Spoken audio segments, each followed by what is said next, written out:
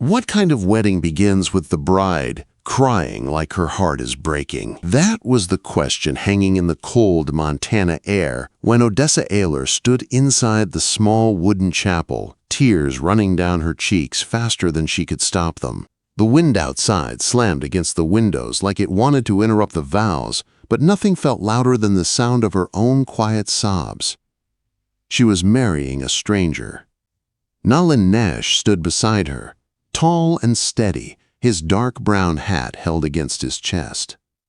His hands were rough from years of ranch work, and his clothes smelled faintly of smoke and cattle. They had spoken only twice before this day, and none of those words had been hers to choose. Her brother arranged the marriage because he owed too many debts. Nalin had land and cattle. Odessa had no power to argue. Her throat tightened as she stared at the ring waiting on the preacher's Bible. Her hands trembled.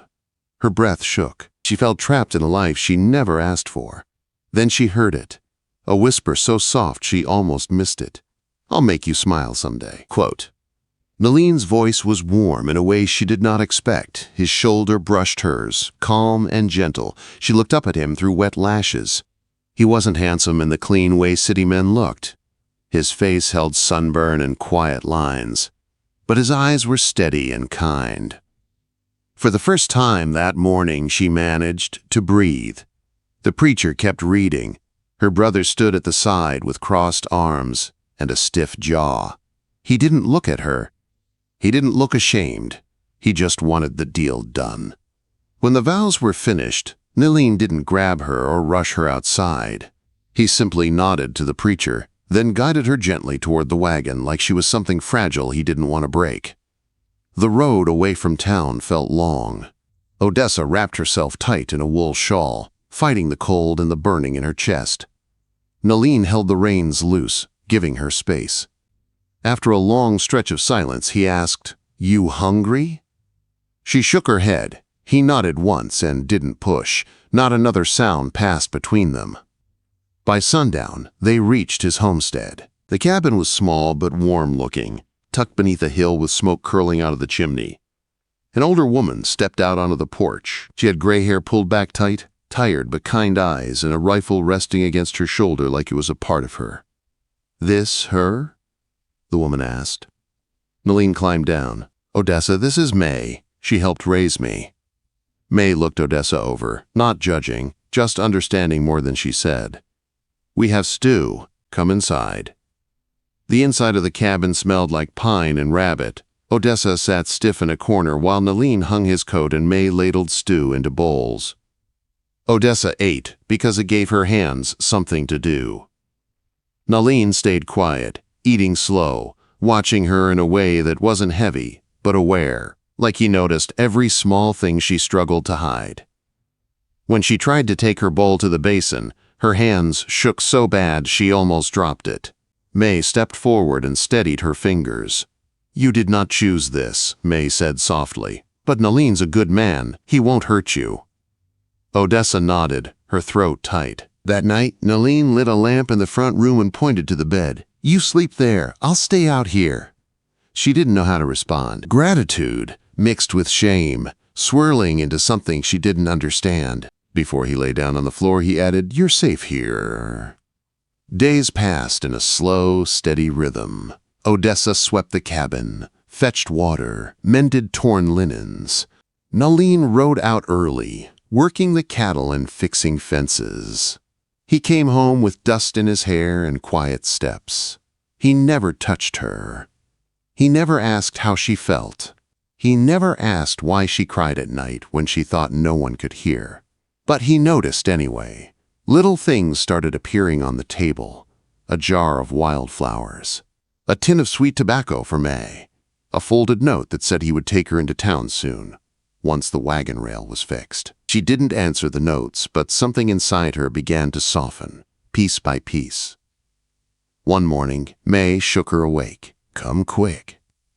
Outside by the fence, Nalin knelt beside a little girl with tangled hair and torn shoes. A boy stood protectively behind her, older by a few years, watching everything with wide eyes. "Found them by the creek," Nalin said. "No adults anywhere." Odessa knelt beside them. "What are your names?" "Clara," the girl whispered. "And he's my brother Caleb." Odessa felt something in her chest ache, something familiar. May and Odessa washed the children, fed them warm food, helped them breathe calm again. At sunset, the children curled beneath a quilt near the hearth. Odessa stood on the porch beside Nalin. "Where are their parents?" she asked. Nalin stared out at the dark hills. "Found a wagon turned over downstream. No bodies. No tracks but theirs." "They were abandoned?" "Looks like it." Odessa's hands clenched. She understood what being left behind felt like.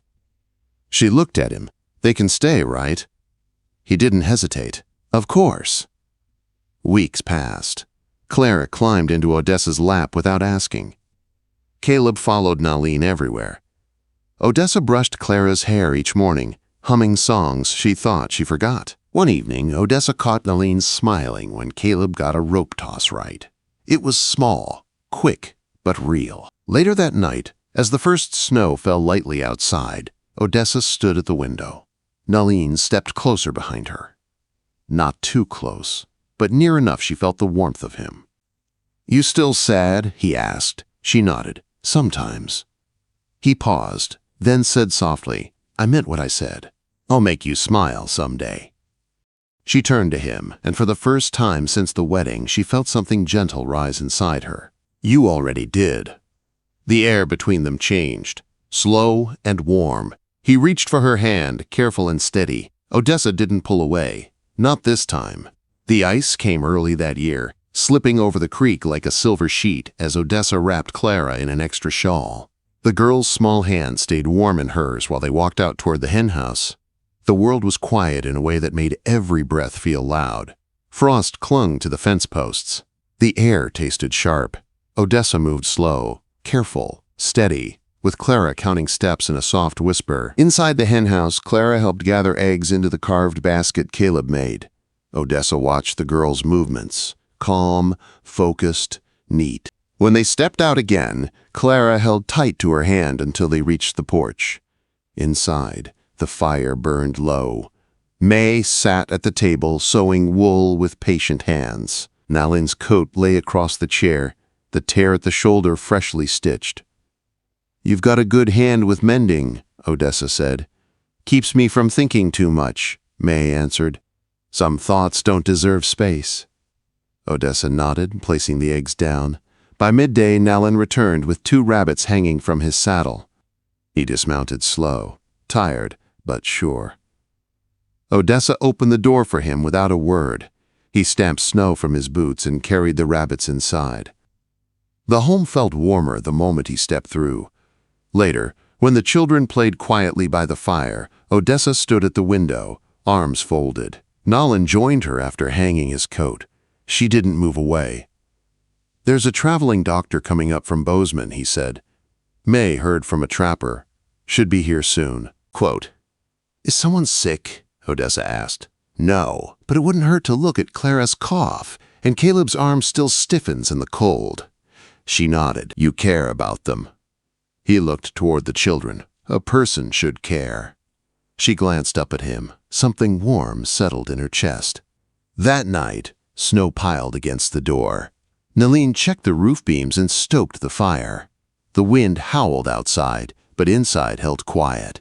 He handed Odessa a cup of warm tea and their hands brushed. She didn't pull away. "You still cry sometimes," he said softly. "I hear you." Her breath caught. "I don't want to make it worse by speaking on it," he added. "But if you ever want to talk, I'll listen." She nodded. "I know. You're not what I expected." "Good or bad?" Quote. She smiled gently. "I haven't decided." He chuckled, low and warm. When she checked on the children, he stayed behind, letting her go without following. She paused in the doorway and said quietly, "I remember a little more of my mother's voice now." He didn't ask questions. He didn't need to. The next day brought a storm. Wind rattled the shutters, and snow swirled heavy against the windows. Caleb stayed close to Nalin, helping sort dry goods. Odessa and May worked over a pot of stew. Clara sat nearby, trying to stitch a strip of cloth.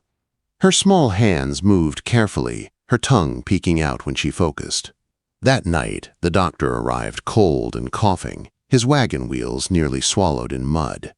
Nalin and Caleb pulled him inside, stamping snow from their boots.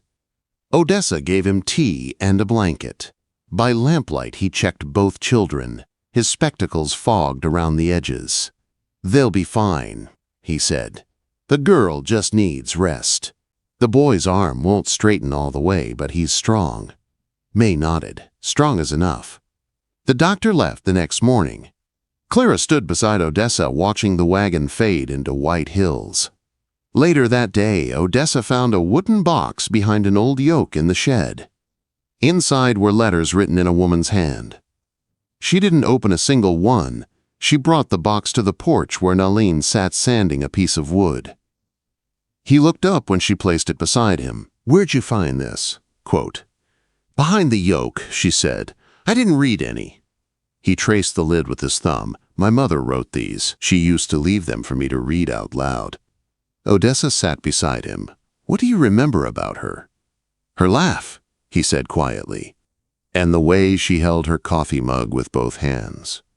Odessa stared at her own hands. "I remember my father's boots, the sound they made when he came up the stairs, and the smell of pipe smoke." He listened, patient. "My mother used to sing about the river," she added. "I found the place she meant, past the ridge, a quiet bend." He nodded. "I go there sometimes, when I need quiet." "Next time," she said softly, "I'd like you to come with me." He didn't smile big, but she saw the warmth rise slowly. A week later, they walked to the river bend together. Odessa sat on a flat stone near the water. Nalin sat beside her, careful, but close enough she felt safe. "I used to think sorrow had to be held tight," she said, "that letting it go meant forgetting." "And now?" he asked. "Now I think sorrow just wants to be seen." A small laugh escaped her when he teased her about smiling twice in one day. When they walked home, Clara ran down the path with flushed cheeks. "There's a letter for you," the girl said. Inside, Odessa opened the envelope. It was from her brother, saying he was heading east and asking her to return home. She folded the letter and placed it on the mantel. "I'm not going back," she said. May nodded. "Didn't think you would." That night, Odessa stood in the doorway as Nalin pulled off his boots. "You ever think about what comes next?" she asked softly. "For all of us?" He stepped close. "Every morning, every night." She reached for his hand. "Then let's make this a good place," she said. "Not just for the children, for us." His fingers closed gently around hers. "You sure?" Quote. She nodded. "I don't cry when I wake anymore." "That's how I know." He kissed her forehead, slow and warm. When they went to bed, she didn't take a blanket to the front room. She stayed beside him. His arm curved around her back. The house held quiet, a home beginning. Spring arrived, slow but sure, softening the frost and waking the earth. Odessa stepped out barefoot onto the porch one morning, her hem damp from melting snow. A wagon approached from the west trail, creaking gently as it rolled across the ground. Nalin stepped behind her, shrugging into his coat. "It's the Tanner boys," he said. "They run the sawmill east of here." The wagon pulled up. Two men sat on the seat, wrapped in oilskin and covered in wood dust. "We're building a new barn up by Alder Creek," the older one said. "Could use an extra hand. Thought you might want the work." Nalin looked at Odessa, waiting for her answer without saying a word. She didn't hesitate. "Take the offer," she said. "Let the land give something back for once." He gave her a small nod, the kind that said he trusted her judgment more than his own. The days that followed were quiet but full. Odessa taught Clara how to turn soil in the south field, her small hands sinking into the thawed earth. May boiled soap in the yard, her face pink from the steam. Caleb read aloud at night, growing more confident with every word. Without Nalin, the cabin felt different, but not empty. Odessa found strength she didn't know she had. On the 6th evening, she and Clara rode out to the ridge to see the wild plums blooming. The petals glowed pale in the sinking light. Clara breathed in deep, smiling soft. Odessa remembered her mother showing her flowers just like these, calling them the first brave things of spring. When they returned, Nalin's horse stood tied at the porch rail. Inside, Nalin sat at the table, a folded paper in his hand. His coat was still damp from the ride. Odessa paused. "You're early." "They finished quicker than expected," he said, rising to his feet. "I wanted to get home before dark." He looked worn, but his smile was steady. She stepped closer. "Did it help? Working out there?" "It reminded me what I want to come home to." He held out the paper. "They offered me a share in the lumber partnership. Said I could take the West Quarter if I put up a stake in the spring." Her heart jumped. Would that mean leaving cattle work? "It would mean less time riding out alone," he said. "More time here." She folded the paper and set it on the mantel. "Then we'll find a way." That night, while the wind breathed soft through the open window, Nalin carried a pot of warm water into the bedroom. Odessa laid out the new linens May stitched. "You've got soil on your cheek," he said gently. She took the cloth but didn't use it.